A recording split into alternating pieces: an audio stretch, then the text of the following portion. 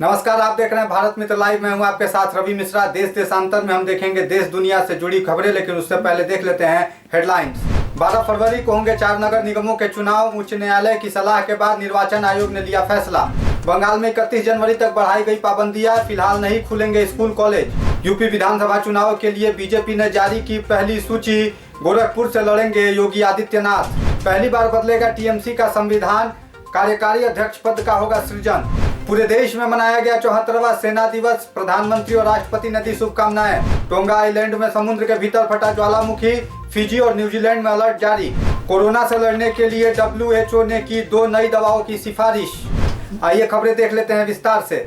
4 नगर निगमों सिलीगुड़ी, चंदन नगर, आसनसोल और विधान नगर में चुनाव अब 22 जनवरी के बजाय 12 फरवरी को होंगे। राज्य निर्वाचन आयोग ने कलकत्ता हाई कोर्ट की सलाह के बाद चुनाव की तारीख में बदलाव का फैसला लिया। आयोग ने कोरोना के बढ़ते कहर के कारण यह फैसला लिया है। कलकत्ता हाई कोर्ट ने शुक्रवार को फैसला लेने के लिए राज्य निर्वाचन आयोग को 48 घंटे की मोहलत दी थी, लेकिन आयोग ने निर्धारित समय से पहले ही चुनाव की तारीख में बदलाव का ऐलान कर दिया। बता दें कि पश्चिम बंगाल में कोरोना का ग्राफ तेजी से बढ़ रहा है। इसे लेकर 4 नगर निगम चुनाव कराए जाने को लेकर संशय बना हुआ था। पश्चिम बंगाल में कोरोना के बढ़ते मामलों के बीच राज्य सरकार ने पाबंदियों को 31 जनवरी तक के लिए बढ़ा दिया है। फिलहाल स्कूल कॉलेज नहीं खुलेंगे और ट्रेनें भी रात 10 बजे तक ही चलेंगी। इसके साथ ही सरकार ने कई मामलों में छूट की घोषणा भी की है। गंगा सागर मेले के बाद अब अन्य मेलों समेत कई क्षेत्रों में छूट की घोषणा की गई है।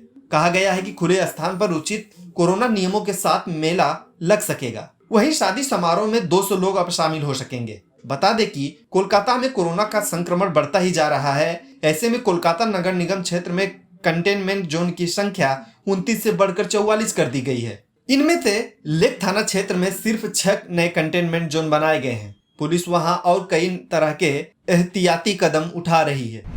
उत्तर प्रदेश विधानसभा चुनाव के लिए सूबे की सत्ताधारी बीजेपी ने मकर संक्रांति के दिन शनिवार को अपने उम्मीदवारों की पहली सूची जारी कर दी। मुख्यमंत्री योगी आदित्यनाथ गोरखपुर से चुनाव लड़ेंगे, जबकि डिप्टी सीएम केशव प्रसाद मौर्य प्रयागराज के सिराथू सीट से चुनाव लड़ेंगे।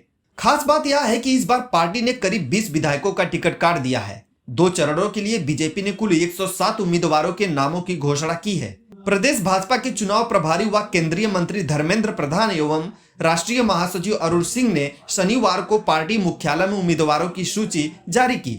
इस सूची में पहले चरण की 58 में से 57 और दूसरे चरण की 55 में से 48 सीटों पर उम्मीदवारों के नाम शामिल हैं। तृणमूल कांग्रेस अपनी स्थापना के बाद पहली बार पार्टी के संविधान में बदलाव कर राष्ट्रीय कार्यकारी अध्यक्ष का पद बनाने जा रही है। इस पद का सृजन पार्टी सुप्रीमो ममता बनर्जी की मदद के लिए किया जा रहा है। पार्टी के राष्ट्रीय महासचिव और सांसद अभिषेक बनर्जी को इस पद के लिए पहली पसंद माना जा रहा है। टीएमसी में एक नेशनल असेंबली का गठन किया जाएगा। इसके सदस्यों की संख्या 2000 होगी। उस परिषद के सदस्यों में 2 प्रकार के प्रतिनिधि निर्वाचित और मनोनीत होंगे। वह परिषद पार्टी की सर्वोच्च नीति निर्धारण समिति होगी, जो 5 साल के कार्यकाल के लिए एक राष्ट्रीय कार्यकारी अध्यक्ष का चुनाव करेगी। 6 राष्ट्रीय महासचिवों की नियुक्ति भी की जाएगी। कोरोना महामारी के बीच शनिवार को देश ने मनाया अपना 74वां सेना दिवस। 15 जनवरी को हर साल भारतीय सेना दिवस के रूप में मनाया जाता है। हर साल सेना दिवस फील्ड मार्शल KM करियप्पा के सम्मान में 15 जनवरी को मनाया जाता है। सेना दिवस के मौके पर सेना प्रमुख जनरल मनोज मुकुंद नरवणे, वायुसेना प्रमुख air chief marshal VR Chaudhari और नौसेना प्रमुख एडमिरल R हरिकुमार ने राष्ट्रीय युद्ध स्मारक पर अमर शहीदों को श्रद्धांजलि अर्पित की। वहीं देश के प्रधानमंत्री और राष्ट्रपति ने भी ट्वीट कर सेना दिवस की शुभकामनाएं दी। पोलिनेशियन देश टोंगा आइलैंड पर शनिवार को समुद्र के भीतर ज्वालामुखी फटने से करीब 20 किलोमीटर तक राख और लावे का गुब्बार फैल गया। ज्वालामुखी विस्फोट के बाद टोंगा में समुद्र में सुनामी आ गई। इलाके के लोग अपने घरों को छोड़कर चले गए हैं। टोंगा सरकार ने लोगों को अलर्ट जारी किया है कि समुद्र से जितना दूर हो सके चले जाएं। खबरों के मुताबिक ज्वालामुखी विस्फोट शनिवार को स्थानीय समय के अनुसार शाम 5:10 पर हुआ। इसके 20 मिनट बाद सुनामी के बाद समुद्र की लहरें सड़कों, घरों और इमारतों से टकराने लगी।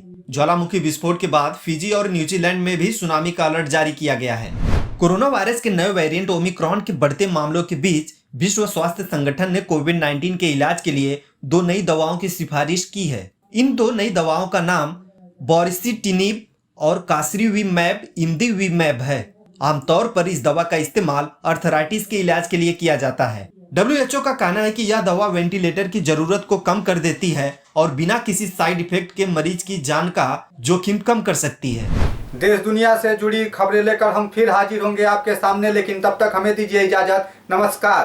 अगर आपको हमारा ये वीडियो अच्छा लगा तो इसे लाइक करें, शेयर करें और हाँ, सब्सक्राइब करना ना भूलें।